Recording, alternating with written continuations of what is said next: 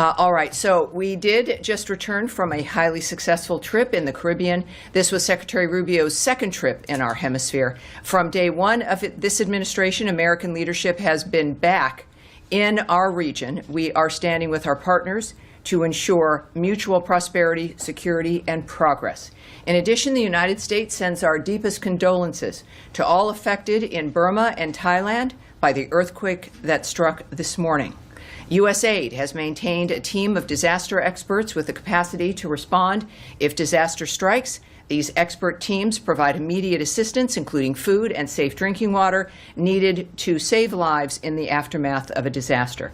The United States is evaluating the need for assistance based on requests and dynamic reporting. We are also united in support for the people of the Republic of Korea as they face devastating wildfires that have caused loss of life and destruction. We have not forgotten the Republic of Korea's unwavering support during the wildfires in Los Angeles and Hawaii. Just as they stood with us, we stand with them.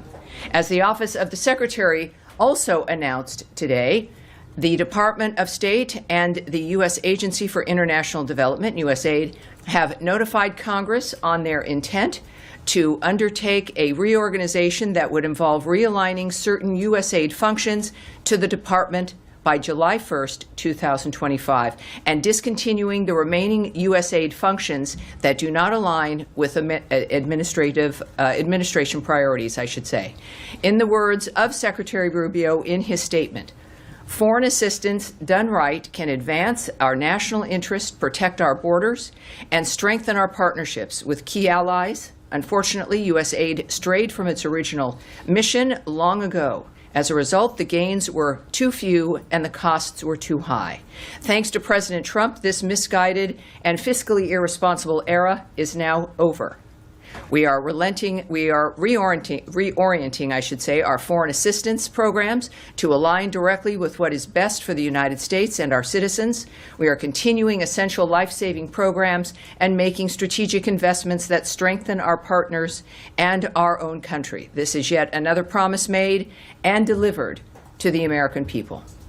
Finally, the United States announced important steps to disrupt the complex schemes Hezbollah uses to conceal its illicit behavior and acquire revenue to fund its malign activities. Today, we sanctioned 5 individuals and 3 entities for ties to the U.S. designated Hezbollah. The United States is taking decisive action against anyone involved in facilitating Iran's oil sales at any stage of the supply chain. Today's designation supports the President's policy of maximum pressure on Iran and its terrorist proxies. And now, I'm open for questions. Now, there are all the hands. Dare I say, Matt Lee, who doesn't even... He's kind of got a pen. He's kind of raising. But yes, go ahead, sir.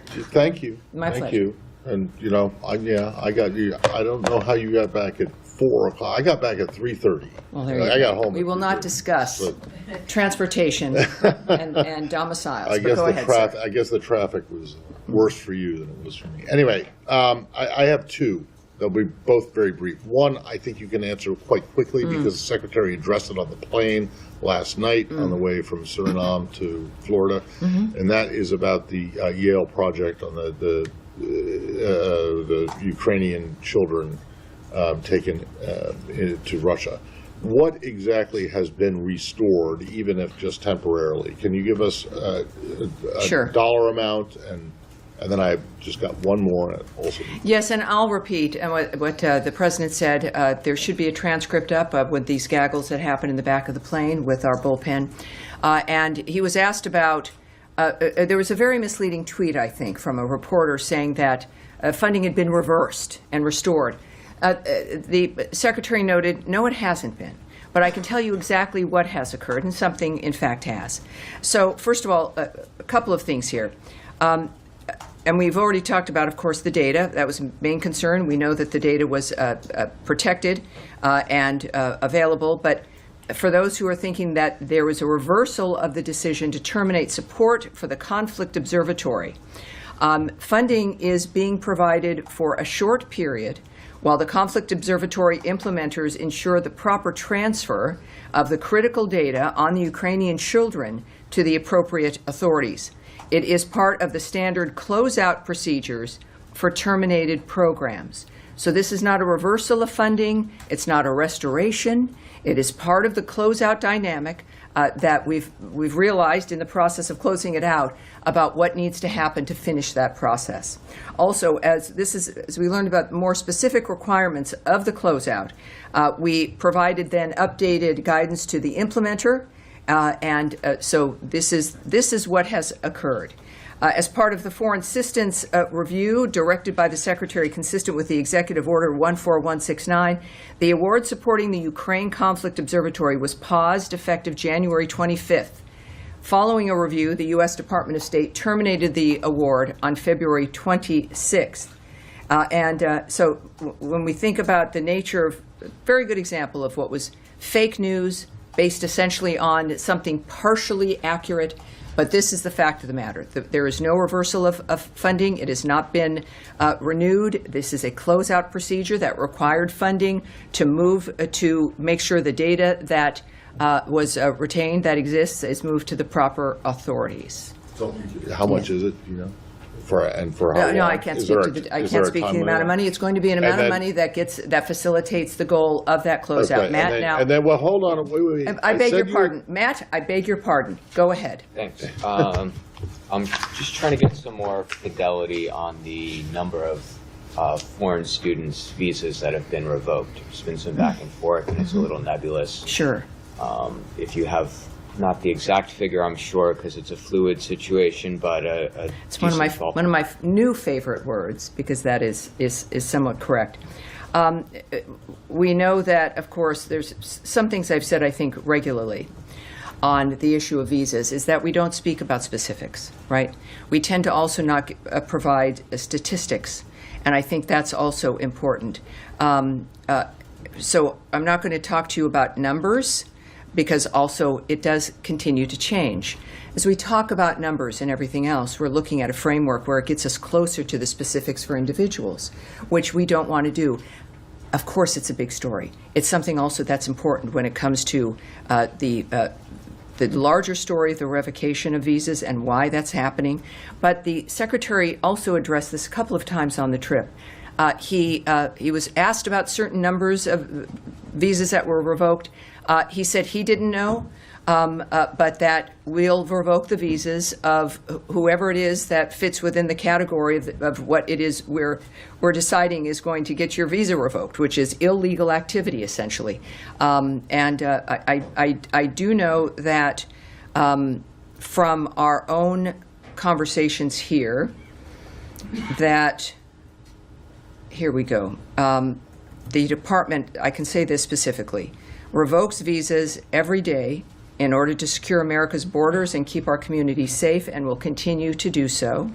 Because the process is ongoing, the number of revocations, as I've noted, is dynamic, and the department generally does not provide statistics on visa revocations, and generally we're not going to add anything at this time. But clearly, this is a process that we're committed to and is part of making America safe again.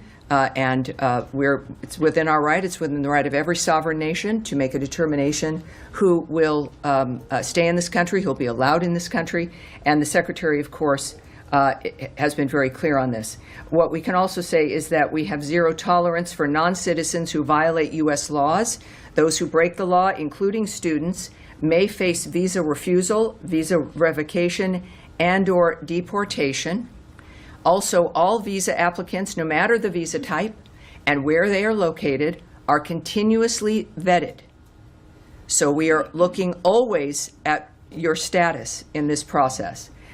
We also are looking at the security vetting. It runs from the time of each application through adjudication of the visa, and afterwards during the validity period of every visa issued, to ensure that the individual remains eligible to travel to and be in the United States. The Department of State will work closely, continues to work closely with the Department of Homeland Security, which enters into this process to administer and enforce U.S. visas and immigration laws. A lot of this may have been unknown to people who have visas because we haven't had to discuss it before, but I think that should answer your question. Yes, ma'am. Thank you very much. I want to follow up on the same topic. I want to go back to the detention of Turkish student. All right, so what we're going to do is I do want to stay within a certain block so that we don't go back and forth, because there's, again, a number of larger issues, and that includes this issue, the USAID issue, the visa issues, the announcements made today. We have sanctions on Hezbollah, which are important to discuss. So, Andrea Mitchell. Yes, back to ma'am. me? Now, we'll come back to you. Okay, We'll come back to you, I absolutely. want to ask you about USAID, Yes, for ma'am. disaster relief, and about the children. Yes, If I ma'am. can. Okay, for the disaster relief, can you tell us how, or when the disaster relief teams might be mobilized and ready, how soon that might take place? Have requests already come in, to your knowledge? And has the reorganization of USAID affected our ability in these instances to assemble a team and mobilize them quickly? Well, from conversations through the last, since early this morning, what I can tell you is that we wait for formal requests, so that has not, at least maybe in the last 5 minutes, but coming up here to the podium, we are waiting any formal requests. We are ready. Obviously, we are watching what is transpiring. It is, for all of us who watched September 11th unfold, there's video, I'm sure you've seen it, of a major skyscraper just, it gives all of us the chills. So we've obviously telegraphing that from this podium, and we are ready. I can tell you that, again, through, as I've said before, regarding the nature of the reform and the reviews that have gone on, that we are ready to move now. So there has been no impact on our ability to perform those duties, those requests for aid, if and when they come in.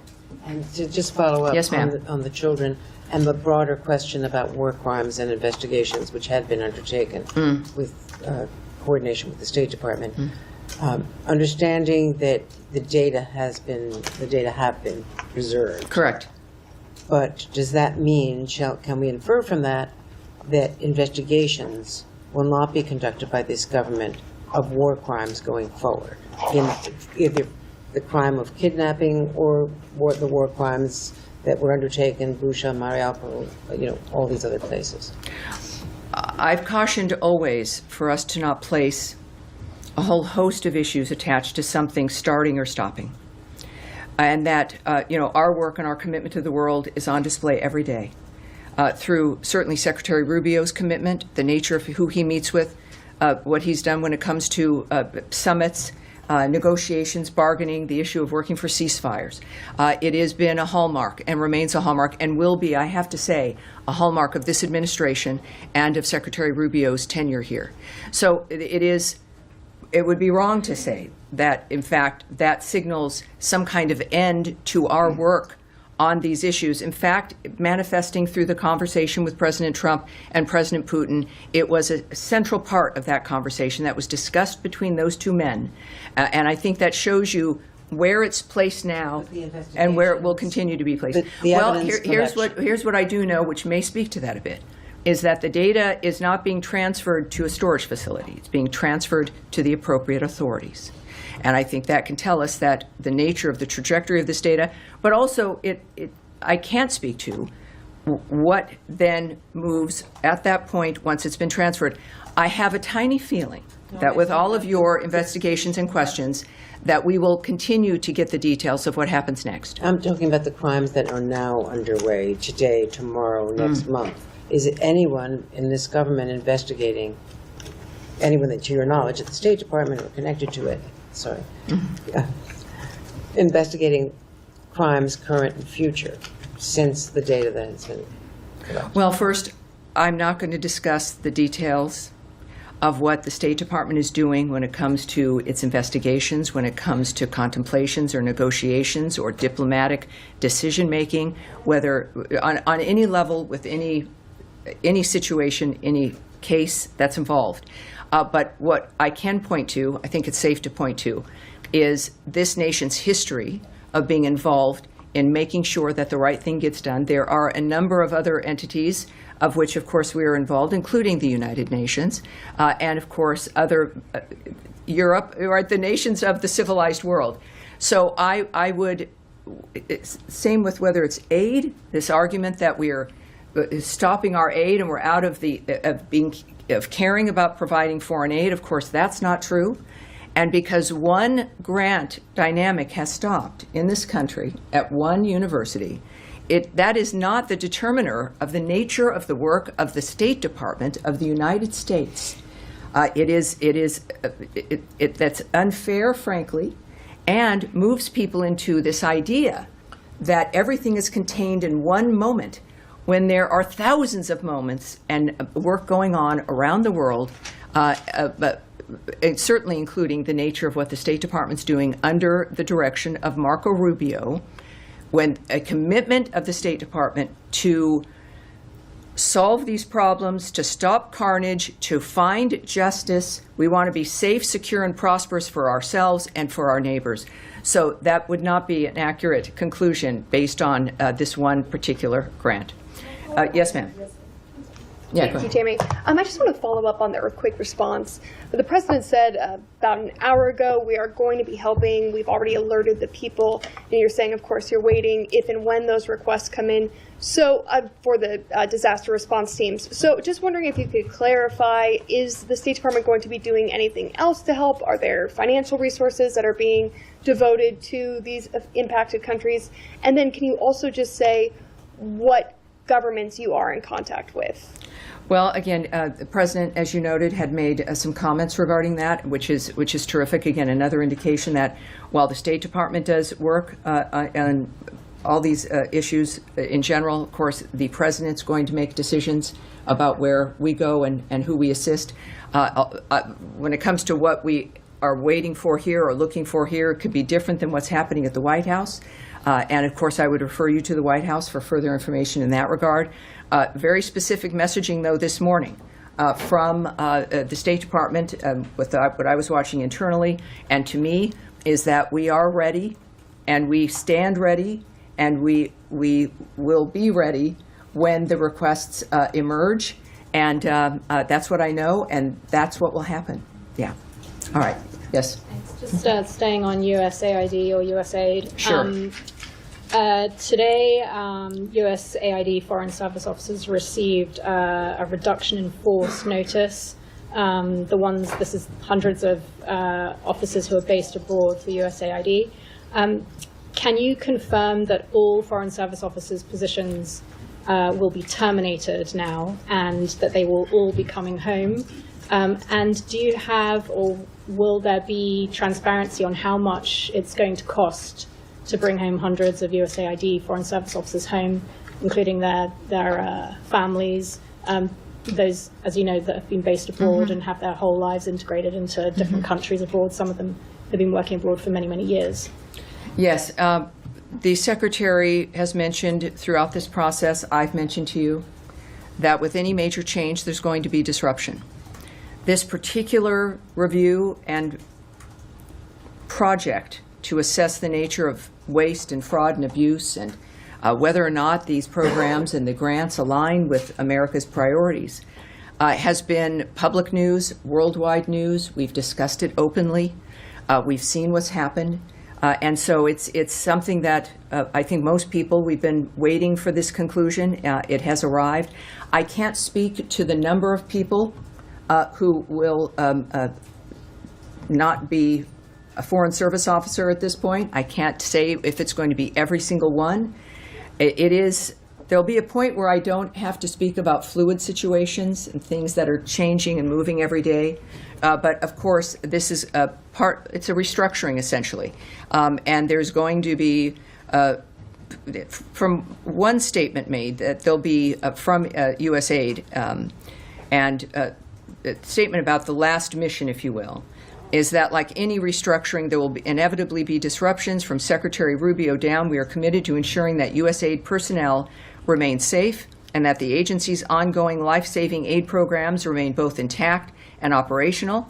And It's something that we're committed to. There are periods of time for blocks of individuals to come home and to be separated. But it's dynamic when you're looking at such a reorganization that's going to happen. We will, I'm sure, with this being a public story, have more information every day. And when that's possible, as I seek it out, I will bring it to you. All right. On the RAF, Sure. This note also said that employees will be separated from the Foreign Service effective from the 1st of July. Does that mean that they are not guaranteed an opportunity to apply for jobs inside Well, no, the that's State not true. Department? There will be jobs that then can be applied for by those who have been separated. I can't tell you how many of those will exist, or even the structure of what that is, but there's been a very specific note that for the jobs that then are open, these individuals, or at least some of them, will be able to apply. So that will be part of it as well. Yes, Daphne. Thank you. On what you said on the response to the earthquakes, I just wanted to clarify, is that the Disaster Assistance Response Team, the DART, that you're referring to? DARTs. Yes, And it's the then- DART system. Okay, great. And how quickly would that team be able to get on site given the contract terminations and the cuts at USAID? Will they be able to respond as quickly as they've been able to in the past? Well, from what I'm told is that what's been happening at USAID has not affected our ability to employ the DART system as we always have. When it comes to where they are and in that particular location, I can't give you a timeline, but clearly, as said repeatedly, we stand ready, and there's an understanding of what the situation is, and that certainly has not been impeded whatsoever. All right. Oh, yeah, yes, absolutely. Yeah, and I was also got home at 4 a.m. Thank you very much. A lot of the embassies that he's been visiting have also big USAID missions and local staff that are Yes. hired for them. So in this reduction, are all the local staff also being fired as you downsize? Well, USAID? the messages I've seen and the guidance I've received is about Foreign Service officers. So I can't speak to where the local staff there fits within that framework. But so if they're not Foreign Service officers, but each mission is in a different dynamic. So I would. I can't speak to that at this point. And one other question on another topic, Carrie Lake is talking about firing about almost 700 journalists at VOA. For those who are visa holders and from countries that where it might be dangerous for them to return. Yes.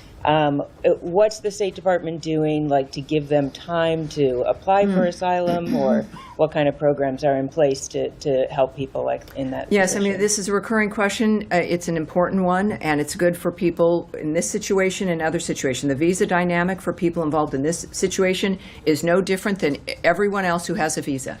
That if you're here on a work visa and your job ends, some people have gotten another job on that framework and have then reapplied and have gotten a visa for that new job.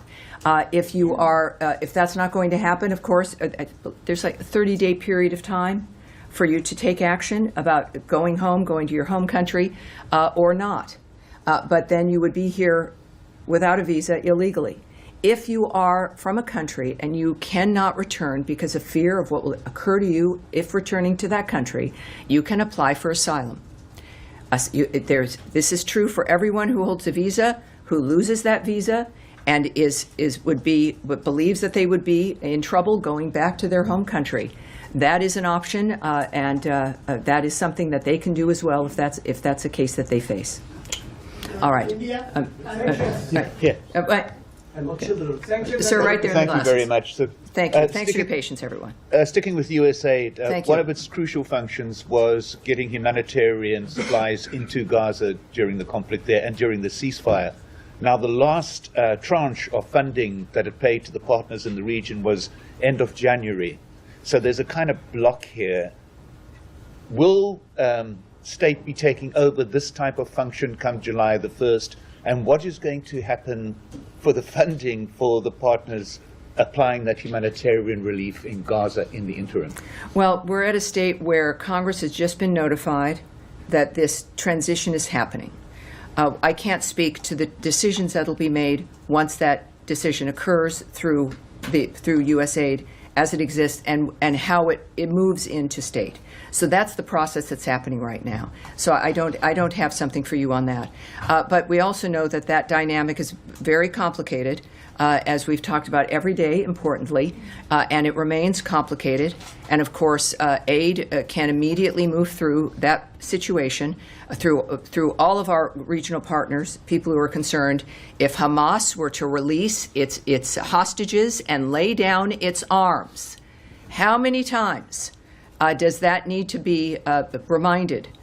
Because that's the solution. And when that does occur, as we saw with the first element of the ceasefire, is that the region cares about this, the nations in the region, the world cares, the United States of America cares, to where its leadership is involved in this as a main North Star of what needs to be solved. All right, yes, ma'am, in the blue, in the blue. Thank you very much. Can I follow up on Well, we're moving on. We'll see what we can do here. Thank you. Going back to the detention of Turkish student Rümeysa Öztürk, because I want to get a clear understanding of why she was detained and on what grounds her visa was revoked. So Rümeysa's lawyer, family, and friends deny the claims made by the administration that she violated the U.S. law. Her lawyer states that Rümeysa has not been accused of committing any crime, and they say she was detained solely for writing an article criticizing Israel. What is your response to that? Was she detained just because she wrote an article expressing her views? I will not, as many of you already know, I will not speak about something that's in the courts, that's being adjudicated, so that's not going to happen here. I can point to Secretary Rubio's remarks about this on the plane to the reporters as we were returning home last night, is that the DHS, which manages this framework, clearly felt that she had committed crimes that required her detention.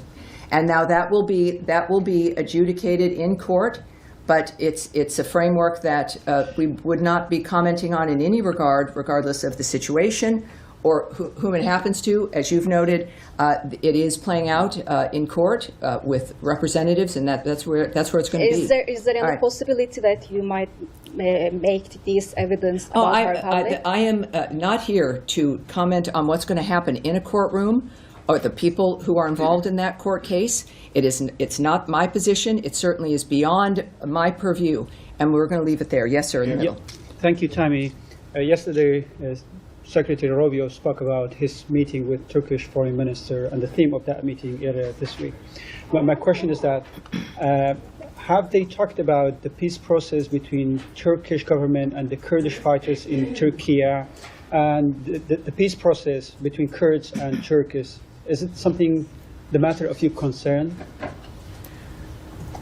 Here's what I think we know, and again, the Secretary spoke about this a little bit also on the plane. It was he enjoys speaking to the press, and that is helpful for us when it comes to transparency and the American people knowing what's going on. I, of course, and I know why you ask, and everyone wants to know, but I'm not in a position where I'm going to speak about the nature of a conversation between the Secretary of State of the United States and the Foreign Minister of Saudi Arabia or anyone else in a position in any country where there's discussions about any kind of dynamic involving governance and the choices that those governments make. What I can say, of course, as we know, is that Turkey is an ally, a member of NATO, and the conversations we have are often and deal with issues that are of importance to both countries. So I'm going to leave it there. So yes, sir, with the glasses in the back here. Oh, thank you. Sergey Yumatov with TASS News Agency. Uh-huh. So my question is on Russia and Ukraine. When do you expect the next round of consultations between the American and Russian delegations to occur? Well, we know, of course, that we have our teams that have returned from the last Saudi Arabian technical framework of what they were working on there. The Secretary has noted in some of his comments that now we have to take a look at what's been accomplished and what we need to be doing, and we will decide at that point about how we proceed. All right? All right. Yes, sir. Can I move to Lebanon? Yes, certainly. Thank you, Tammy. Ahmed Hazim, Al Jazeera. Today, there was some missiles fired in northern Israel from Lebanon. Israel retaliated with airstrikes and artillery in the south and even in the capital, Beirut. My question is that the ceasefire agreement, in it, there is a mechanism for reporting violation or alleged violation of the agreement itself, the ceasefire itself. This mechanism is led by the United States, will include France, UNIFIL, and both parties have to report any violations to the cease agreement. Was this mechanism implemented in this incident? Well, I can say a few things about this, including Israel is defending its people and interests by responding to rocket attacks from terrorists in Lebanon. As part of the cessation of hostilities agreement, the government of Lebanon is responsible for disarming Hezbollah, and we expect the Lebanese armed forces to disarm these terrorists to prevent further hostilities. The reason that any attacks have happened is because terrorists launched rockets into Israel from Lebanon. That is a violation of the cessation of hostilities. It is a violation of the ceasefire when terrorist groups, when armed groups, shoot rockets into Israel. Whether it's Hezbollah or whether it's Palestinian groups like Hamas, it does not matter. Israel has to respond as the United States would have to respond, or any other country would have to respond in this kind of situation.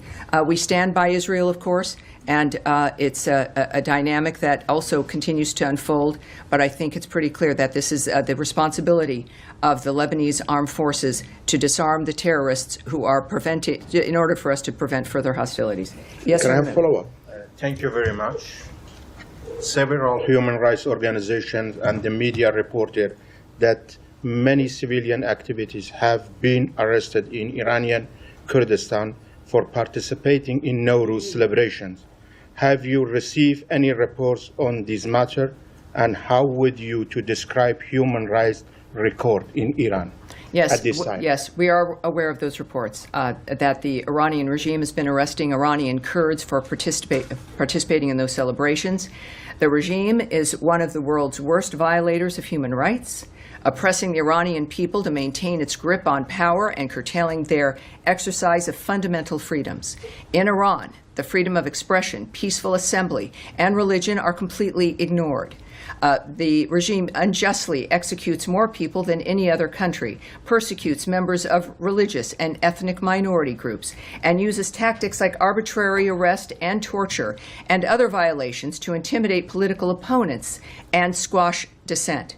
We will continue to support and defend the human rights of the people of Iran against the regime's continued human rights abuses and authoritarian repression. All right. All right, go ahead. Thank you, Tammy. A very quick question. Axios reported yesterday that a new U.S. proposal was submitted to reignite the ceasefire talks and so on. Can you share with us anything about the status of this peace proposal that was submitted by the United States? Is it gaining traction? What is next? Yes, I can't speak to that today, but we are, again, next week returning we're going to have a Monday briefing, and I have a feeling you might have another question, and I will be answering your question tomorrow, but we'll do that. Yes, Daphne. Can I follow up on... we're going to Daphne here, but yes, thank you. Just on the Panama Canal, today China's... The Panama Canal, all right. Sorry. Yes. No, it's all right. No, it's okay. We're here. We're good. Okay. Today, China's market regulator said it will carry out an antitrust review on the Hong Kong's C.K. Hutchinson's proposed sale of 2 Panama ports to BlackRock to, as Beijing said, protect fair competition and safeguard public interests. What is the U.S. response to that move by Beijing, and what's your message to Panama, which has an audit pending over the company's concessions to operate those ports? All righty. So we are aware of the comments made by China. It's also no surprise that the CCP is upset at this acquisition, which will reduce their control over the Panama Canal area. We are also glad to see U.S. investors acquire a controlling stake in the Panama Ports Company, which owns and operates the ports of Balboa and Cristobal at either end of the Panama Canal. So we would refer you to BlackRock and C.K. Hutchinson for more information about the agreement itself. And we refer you to the government of Panama regarding its role in ensuring that the sale complies with Panamanian laws and regulations. So yes, we're aware, and it's not a surprise, certainly. All right, yes, pink jacket. Thank you. Back to Turkey. Is there a confirmed date for President Erdogan's visit to the White House in April out of Foreign Minister Fidan's meeting with Secretary Rubio on Tuesday? Not that I'm aware of, but again, the White House may have more information on that for you. They are not very responsive. In the white shirt here? You just sat down, sir. One moment, please. In the white shirt, please. Thank you very much. On Georgia. I'm sorry? On Georgia, if I may. Okay, sure. Thank you very much. Have you had any communication with the ruling party in Georgia? And if so, could you share what type of communication exists between you now? You know that the situation in Georgia is very difficult. The Georgian people and the international community do not recognize the election results. Peaceful protesters have been arrested, as well as an independent journalist who's currently in jail. Okay. So, given these circumstances, what is your perspective on the situation in Georgia? I do want to answer that, and as a result, we're going to take that back, and we will have an answer for you. All right? All right. Yes, sir. Yeah, I can. I'm sorry to jump to another region, but I wanted to ask you It's everywhere. There's news everywhere. South Sudan. Sure. Do you have the State Department have any comment on the situation there, which is on the brink of plunging back into the civil war? The vice president was put under house arrest. The situation is pretty dire. So I was wondering if the U.S. State Department has any comment on that. Well, of course, there's been news on this, the dire situation, I think, throughout the area, and then whether it's North Darfur, et cetera. So we are concerned about a number of issues that are unfolding, and that, too, I'm going to have to get some updated information on, because what I'm seeing here is I'd like something new, some updates there. So we'll have that. We'll bring that back for you for sure. Yes, sir. Thank you. Thank you so much. Jahan Saibali from Airway News, Pakistan. Okay. For the last few months, we have seen a rise in terrorist activities in Pakistan. Hundreds of civilians and security officials lost their lives. And Pakistan is a partner country, recently handed over the most wanted terrorists to U.S. authorities. And these all terrorist networks are based in Afghanistan, TTP, Al-Qaeda, ISIS, and Pakistan is kind of war against terrorism. So how you see this kind of situation, like all those terrorist networks established and working under the umbrella of Taliban? Well, it's a dynamic where we're aware of certain problems, human rights issues, et cetera. But again, we seem to be in a series here of things that I want to take back on this. So I'm going to take that back. If you don't mind, we're going to go on. Okay, what I do want to discuss here, sir, and if someone has, I want to discuss the Hezbollah sanctions that we have going on as well. I know that many of you might be interested in that as well. But let's go on. I'm not going to start to try to direct what we're saying. I have one more. Let's go on. Let's go on here. Yes, sir. Yes, sir. Go ahead. Yeah, I was about to ask about the Hezbollah. You can talk a little bit about the sanctions and also the Lebanese foreign minister with the Syrian one signed an agreement for the border in Syria, between Syria and Lebanon, if you have also something on that. Yes, yes, we do. So first let's start here with Hezbollah. The United States is designating 5 individuals and 3 entities pursuant to Executive Order 13224 as amended for ties to U.S. designated Hezbollah or individuals designated through this action. The action advances President Trump's maximum pressure policy on Iran and its proxies. We will continue to disrupt the complex schemes Hezbollah uses to conceal its illicit behavior and acquire revenue to fund its malign activities. And the United States, will take decisive action against anyone involved in facilitating Iran's oil sales at any stage of the supply chain. We are exerting maximum pressure on Iran and its terrorist proxies under the President's maximum pressure policy to disrupt Iran's destabilizing activities. The Department of Treasury is designating, again, 5 individuals, 3 entities for supporting a sanctions evasion network affiliated with Hezbollah's finance team. This action is part of the United States' effort to deny Hezbollah access to revenue and to cut off the terrorist group's access to the international financial system. Today's designations support the whole-of-government policy of maximum pressure on Iran and its terrorist proxies, such as Hezbollah, as detailed in the National Security Presidential Memorandum 2 of February 4th. We will, the United States, use all of its tools to disrupt activities of individuals and companies supporting Hezbollah. The United States is committed to working with partners to disrupt terrorism and terrorist financing worldwide. All right. Yes, sir. And this will be it. This will be the last. So make it good. I'm going to go back to the very first question. All right, sure. Make a good circle. The issue of Ukrainian children. The president was asked about Ukraine just a couple of hours ago, and he did highlight the issue of Ukrainian children. He did.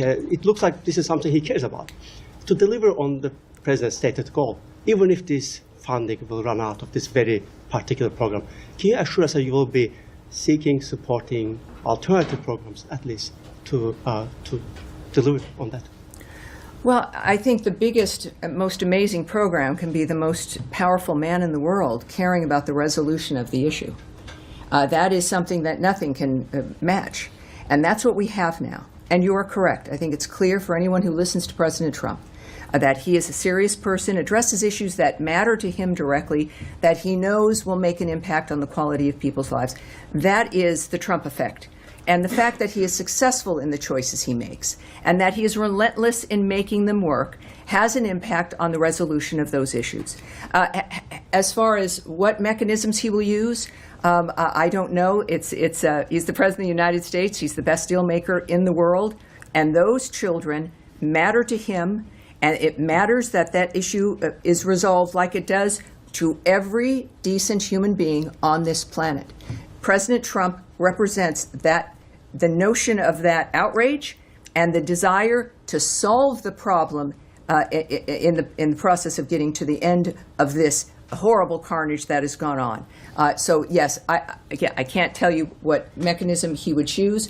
We do know that he's chosen a Secretary of State who feels as passionately about the resolution of these issues as he does. We are going to continue to see that unfolding, and it is, while horrible issues we're facing, it is an exciting time because we have leadership that are tired of the status quo, want results, care about people, and are going to do what it takes to get results. And that's what I have for you today. Thank you, everyone. We'll see you also on Monday. Thank you, everybody. I appreciate it.